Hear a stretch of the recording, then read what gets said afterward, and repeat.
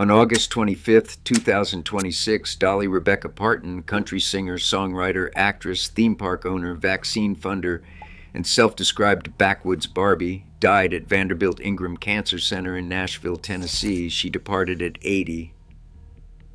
A brief and private battle with cancer brought to a close a career that had stretched across 6 full decades and touched nearly every corner of American public life.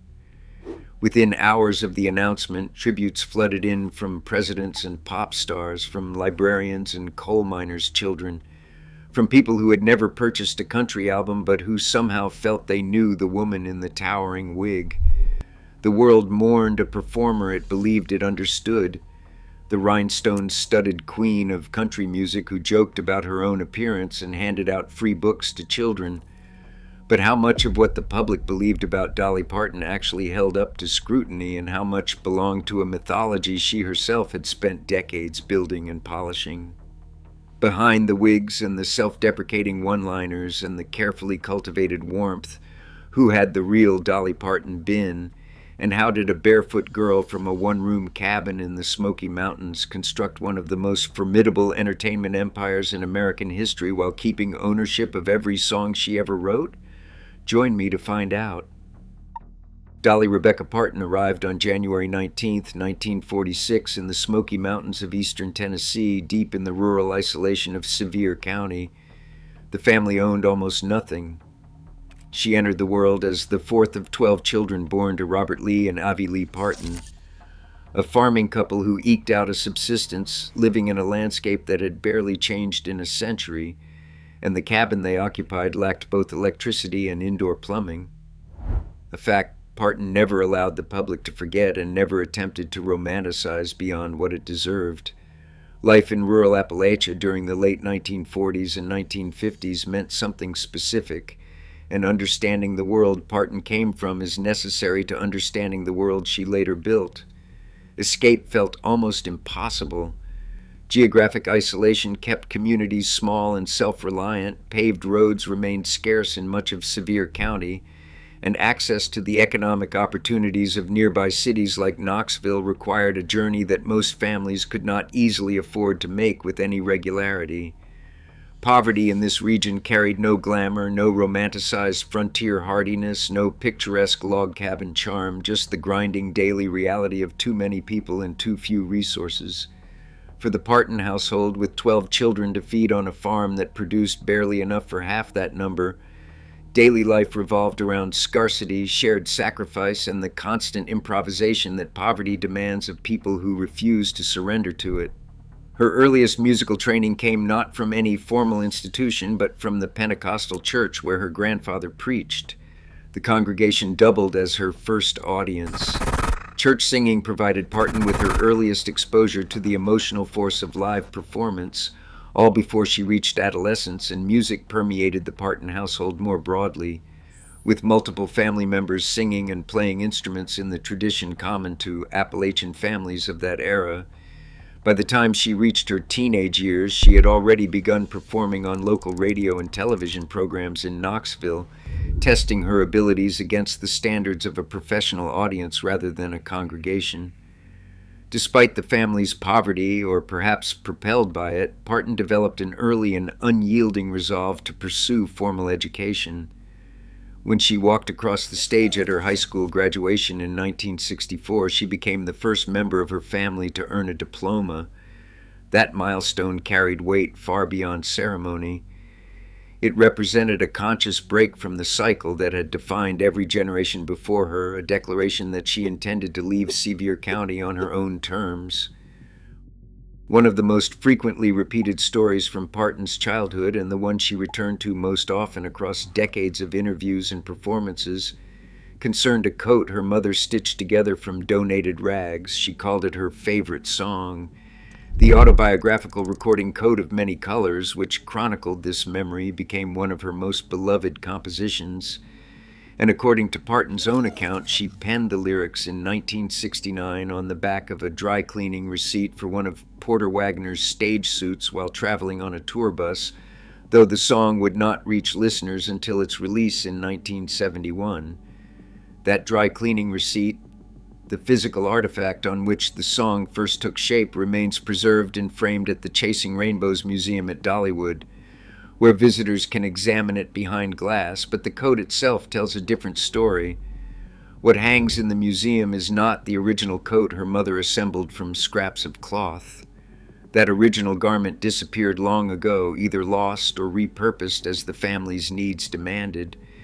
And what tourists see today is a carefully recreated replica, stitched to resemble the coat described in the song, but carrying none of the original material.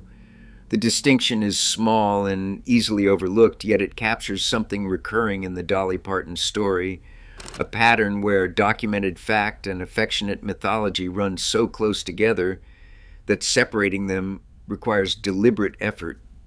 Both artifacts sit in the same glass case. The receipt is real, the coat beside it is not, and the memory itself may be precise or may be burnished by decades of retelling. As we shall soon see, this tension between what can be verified and what can only be taken on faith followed Parton throughout her entire public life. The day after her high school graduation in June 1964, Parton packed her belongings and departed Sevier County for Nashville, the only city in America where a young country singer could realistically hope to build a career. She carried no industry connections and no financial cushion. 18 years old, armed with nothing but ability and ambition, she stepped into a city whose rules she had never encountered and whose gatekeepers had no particular reason to notice her arrival.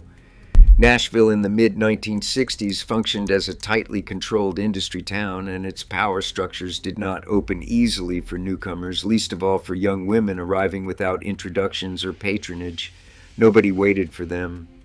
Established producers, publishers, and managers held enormous gatekeeping power over which artists received recording contracts and which ones spent their evenings waiting tables between failed auditions. And the infrastructure of country music, the labels, the studios, the radio programmers, the booking agents, the songwriting circles, concentrated in a few square miles of the city. Access to that infrastructure depended on relationships that took years to cultivate, and the Nashville establishment of the 1960s rewarded deference to its hierarchies. Artists who challenged those hierarchies too openly risked being frozen out entirely. Parton's breakthrough arrived in 1967, 3 years after her move, when country star Porter Wagoner selected her to replace singer Norma Jean on his nationally syndicated television program. The role changed everything. As Wagner's duet partner, Parton gained immediate national visibility, but also found herself bound tightly to another artist's creative direction and commercial brand. And for the next several years, the pairing proved commercially successful. Together, they recorded hit duets, toured extensively, and built a shared audience that spanned the country music market from coast to coast. Yet beneath the surface of that commercial success, the partnership generated increasing creative friction that neither Public Smiles nor hit records could fully conceal. Wagoner viewed Parton as a member of his operation, talented without question, but ultimately a supporting player within a brand he had spent years building. She saw herself differently. Parton harbored ambitions that extended far beyond the role of duet vocalist on someone else's television program. She wanted to write her own material, choose her own producers, and direct her own career without filtering every decision through Wagner's approval. By the early 1970s, those ambitions began to surface in her solo recordings with growing urgency, and the tension between what Wagoner expected and what Parton intended became impossible to contain. Events were unfolding that would force a rupture neither partner could delay much longer. In 1970, Parton scored her first solo #1 Billboard hit with Joshua, a result that confirmed what she already suspected: she could command an audience entirely on her own terms. Wagoner's shadow no longer fit. The success of that single and the recordings that followed only deepened her desire for independence, and in 1974 she officially departed his show. The separation turned ugly. Wagner filed a lawsuit against Parton for breach of contract, demanding a large portion of management fees he argued she still owed him. A prolonged legal dispute dragged on through months of acrimony before the two parties ultimately reached an out-of-court settlement. As part of fulfilling their remaining obligations under a shared RCA recording contract, the pair produced a final overdub duet album titled Porter and Dolly in 1980, a record assembled not from collaborative studio sessions but from separately recorded vocal tracks layered together after the fact, less a musical collaboration than a contractual obligation pressed onto vinyl. It would be another song from this same turbulent period, however, that revealed Parton's sharpest instincts, not as a performer but as a businesswoman. Nobody predicted what came next. In 1974, she composed I Will Always Love You as a direct farewell to Wagoner, and the track climbed to #1 on the Billboard Country chart upon release. Shortly afterward, Elvis Presley expressed interest in recording his own version, a prospect that, for most country artists in the mid-1970s, would have represented the single greatest commercial opportunity of a career. Parton refused. When Presley's manager, Colonel Tom Parker, demanded 50% of the song's publishing rights as a non-negotiable condition for the recording, she turned him down flat and walked away from one of the most lucrative deals in country music. She walked away from the immediate prestige and exposure of an Elvis Presley cover to retain full ownership of her own catalog. Most artists would not have dared. In the mid-1970s, publishing rights were routinely signed away by performers who lacked the bargaining power or the financial literacy to recognize what they were giving up. And the standard industry practice treated songwriters as interchangeable suppliers of raw material rather than as owners of intellectual property. Parton saw through that arrangement, or more precisely, she refused to accept its terms. The decision required nerve, the willingness to sacrifice a guaranteed short-term windfall for a long-term bet that her songs would continue to generate income without Elvis's name attached to them. In the 1970s, few observers outside the music business would have grasped the magnitude of that calculation. Nearly 2 decades later, as we will soon see, its consequences became staggeringly clear. By the late 1970s, Parton had launched a deliberate campaign to expand her audience beyond the country music base that had sustained her career up to that point. It worked quickly. Her 1977 single, Here You Come Again, broke through to mainstream pop audiences and confirmed that her appeal could travel well beyond Nashville's traditional boundaries. And this commercial expansion accelerated sharply in 1980 when she stepped onto the Hollywood screen in 9 to 5, a workplace comedy starring alongside Jane Fonda and Lily Tomlin. Parton wrote the film's title track, and the song earned her a first Academy Award nomination, recognition that would have seemed almost unimaginable for the girl who left Sevier County with nothing 16 years earlier. Alongside her musical and cinematic ambitions, Parton also engineered a visual persona that became inseparable from her public identity. None of it happened by accident. The towering blonde wigs, the rhinestone-encrusted outfits, the extreme tailoring designed to exaggerate every curve, every element of her appearance, operated as a deliberate construction. One she controlled and adjusted with the same discipline she applied to her songwriting and her business negotiations. When critics or interviewers questioned the artificiality of her look, she deflected with a remark she had crafted herself. It costs a lot of money to look this cheap. Few performers managed to accomplish what that single line did. It acknowledged the criticism, disarmed it entirely, and reasserted control over the conversation, all while generating enough laughter to ensure no follow-up question could gain traction. Image for Parton could function as both armor and invitation. She understood, perhaps earlier than most entertainers of her generation, that controlling how the world perceived her body and her appearance meant controlling the terms on which she engaged with the public, and the wigs and the rhinestones were not costumes she put on, but a fortress she built. Parton's most ambitious commercial venture took physical form in 1986 when she partnered with Herschend Family Entertainment to rebrand a struggling regional theme park in Pigeon Forge, Tennessee. The park needed a name. Rechristened Dollywood, it became the anchor of a tourism and entertainment empire that would grow steadily through the following decades, eventually encompassing water parks, dinner attractions, resorts, and a sprawling economic ecosystem that employed thousands. Its location in the same stretch of eastern Tennessee where Parton had grown up in poverty carried a resonance she referenced often, and the communities surrounding Pigeon Forge and Sevier County had long struggled with limited employment options, so the arrival of a major tourist attraction backed by a nationally recognized name altered the economic reality of the area in ways that few other interventions could have achieved. But the theme park represented only the most visible layer of a broader business philosophy that had governed Parton's career since the early 1970s. Ownership mattered more than exposure.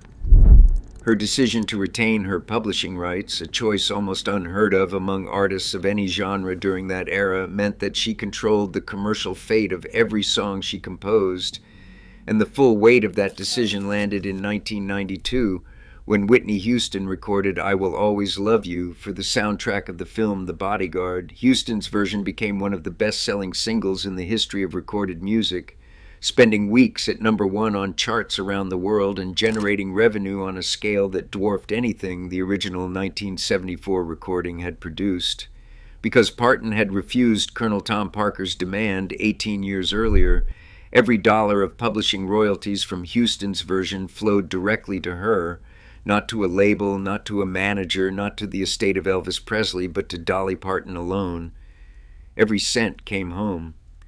The windfall confirmed what she had wagered decades before, that ownership, not exposure, determined long-term wealth in the music industry, and she had bet on herself in 1974 only to watch that bet pay off beyond any reasonable expectation by 1992. In 1966, 2 years after arriving in Nashville, Parton married Carl Thomas Dean, an asphalt contractor she encountered at a laundromat during her earliest days in the city. The marriage lasted 60 years.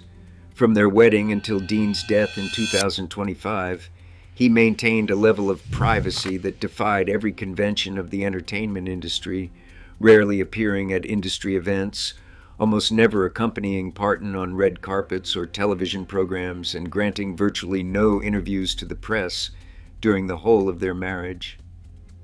In an industry that rewarded public displays of partnership and routinely exploited celebrity marriages for promotional purposes, the arrangement between Parton and Dean operated according to an entirely different logic. He simply did not care about fame. Parton addressed the arrangement in interviews with characteristic directness, acknowledging that Dean harbored no interest in her professional world and that she respected his preference for staying out of the spotlight, and neither partner attempted to reshape the other. With Dean running his paving business while Parton ran her empire, their lives intersecting at home and diverging everywhere else. The arrangement generated persistent public curiosity and, at times, outright suspicion, with some wondering whether Dean existed at all, while others speculated that the marriage itself might be an elaborate fiction maintained for public consumption, a theory that the near-total absence of photographs or joint appearances did little to dispel. The skeptics found no proof, but the couple's longevity, sustained without public drama or tabloid scandal across nearly 6 decades, spoke for itself in a language that required no amplification. In an era when celebrity relationships increasingly functioned as content, as material for social media feeds and magazine covers, theirs remained stubbornly, almost defiantly, private.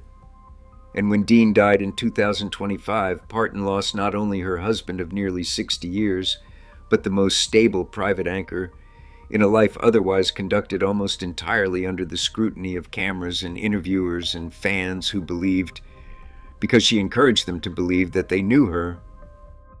Parton's philanthropic efforts operated through the Dollywood Foundation and shared a common thread: direct, localized intervention rather than abstract institutional giving. She gave where she came from. Her father, Robert Lee Parton, could neither read nor write, and that fact shaped everything that followed. The most prominent of these initiatives, the Imagination Library, launched in 1995 in Sevier County as a tribute to him and to the educational access he never received, mailing free books to children from birth to age 5 and gradually expanding across the United States and into several other countries. By the time of her death, the program had distributed tens of millions of books to young readers who might otherwise have grown up in homes without a single one. Following the devastating wildfires that struck Gatlinburg, Tennessee in November 2016, Parton responded with speed and specificity that bypassed the slow machinery of institutional disaster relief. Flames had torn through her home county, the same communities where her family still lived and where Dollywood drew its workforce. The money arrived fast. Through her My People Fund, she distributed direct cash payments to approximately 900 displaced families in Sevier County, giving each family $1,000 per month for 5 months, with no applications, no means testing, and no waiting periods, and then, without prior announcement, a surprise final check of $5,000 to assist with rebuilding costs.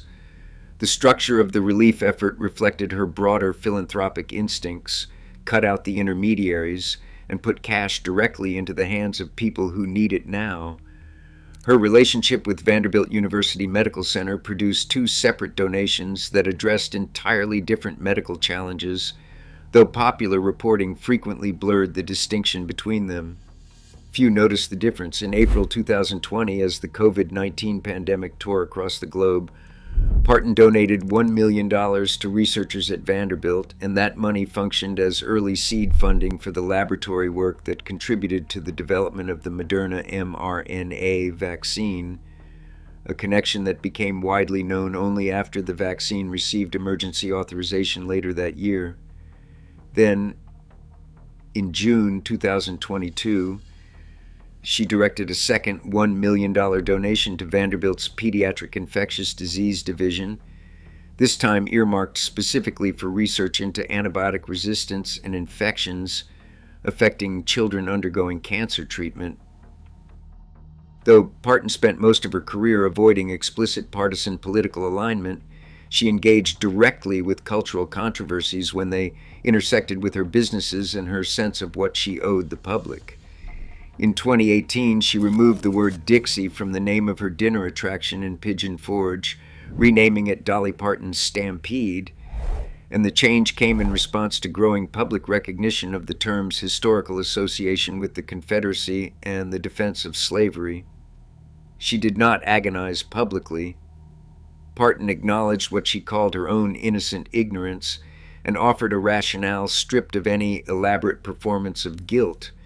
When you realize something is a problem, she explained, you should fix it. No extended apology, no publicist drafted reckoning with history, just a correction and a brief explanation. 2 years later, during the summer of 2020, the racial justice protests that swept the United States following the killing of George Floyd prompted Parton to weigh in more directly than her decades of public neutrality might have predicted. For most of her career, she had maintained a careful distance from partisan statements, understanding correctly by most commercial metrics that her audience spanned political divides and that wading into divisive territory risked alienating fans on either side. Yet in an interview with Billboard that summer, she voiced support for the Black Lives Matter movement with a bluntness that caught many observers off guard. Of course, Black Lives Matter, she told the magazine. Do we think our little white asses are the only ones that matter? The remark circulated widely across social media and news outlets, amplified in part by the surprise of hearing it from a figure whose brand had been built, in large measure, on the appearance of standing above political conflict. She did not walk it back. Country music's audience, historically white, historically conservative, historically resistant to progressive social movements, did not uniformly welcome the statement, but Parton held her ground. Whether her long years of political disengagement had always been genuine conviction, or whether she had simply chosen her moments with a strategist's patience, waiting until the stakes demanded she speak, only she could say. Any public life sustained across 6 decades inevitably accumulates a layer of folklore, and Parton's proved no exception. Every retelling adds a coat of polish. Some of these stories originated with Parton herself and grew more elaborate with each appearance on late-night television and in magazine profiles. Others emerged from public speculation and media distortion, fed by the gap between her highly visible public persona and the private life she guarded so carefully. Sorting through them demands the same caution one might apply to any historical record where primary sources remained scarce and the subject herself controlled much of the narrative. Parton frequently recounted the story of entering a Dolly Parton look-alike contest at a bar on Santa Monica Boulevard, a drag contest specifically, and receiving the least applause of any contestant. No independent witness ever confirmed it. The anecdote became a fixture of her interview repertoire, and audiences embraced it as a charming example of her self-deprecating humor. Yet no photographic evidence, no bar record, and no corroboration from any outside source has ever surfaced to verify that the event occurred. The story rests entirely on Parton's own retelling, repeated with consistency across decades but never corroborated, which does not mean it never happened, only that we cannot verify it, and we should acknowledge that gap rather than repeat the tale as established fact. Another persistent rumor held that Parton concealed full tattoo sleeves beneath her signature long-sleeved wardrobe, an image of a hidden biker chick identity lurking beneath the rhinestones. She addressed the speculation directly in a 2019 interview, clarifying that she did carry small pastel-colored tattoos, including butterflies, but that these existed specifically to cover purple keloid scarring rather than as decorative body art. Full sleeves, she confirmed, did not exist. The rumor, entertaining as it may have been, belonged to the public's imagination rather than to her skin. Even the timeline of her most celebrated compositions contained a degree of ambiguity that resists tidy resolution. The claims sounded almost too good. For years, Parton stated she wrote both Jolene and I Will Always Love You on the same day, a detail that, if true, would rank among the most productive single days in the history of popular songwriting. In a 2022 conversation with author Adam Grant on the social platform Clubhouse, however, she revised the account, explaining that she had discovered the original work tapes for both songs recorded back-to-back on the same cassette, but that the compositions themselves may have been completed a few days apart. The correction did not diminish the achievement. Writing 2 songs of that caliber in the same week remained staggering by any measure, but it replaced a more cinematic version of events with a more honest one, revealing something about how even the people who lived through a moment can reshape its edges over time. Dolly Parton died on August 25, 2026 at Vanderbilt-Ingram Cancer Center in Nashville.